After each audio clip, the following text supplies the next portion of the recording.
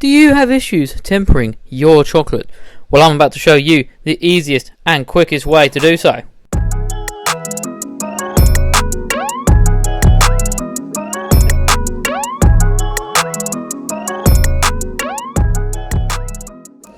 Okay guys, so for this easiest tempering method, we're going to be using the bain-marie method. So you just put your bowl. The bain-marie method is the stupidest way of melting chocolate or tempering or anything that anyone has ever invented. Okay, let me tell you why. Number one, there's more washing up for you to do.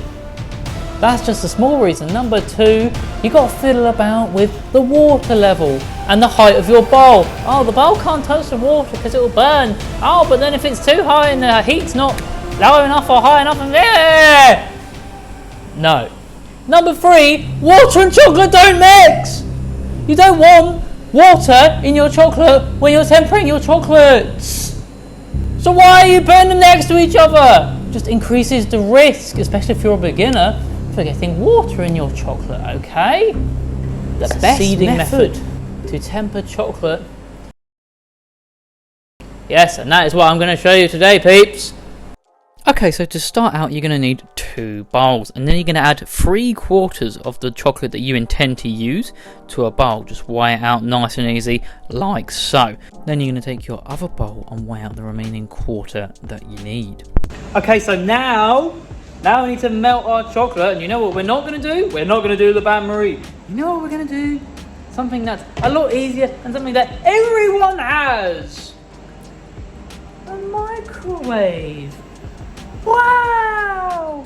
Yes, so now you're going to add your chocolate to the microwave for the first burst of melting. I've done mine for a minute. Something to point out here, if you're using less chocolate than I am, don't microwave it for the same amount of time. Don't do it in a minute intervals because you will burn it. You will burn it. Do it for like 40 seconds, maybe 45, maybe 30 if you're doing a tiny amount, you know.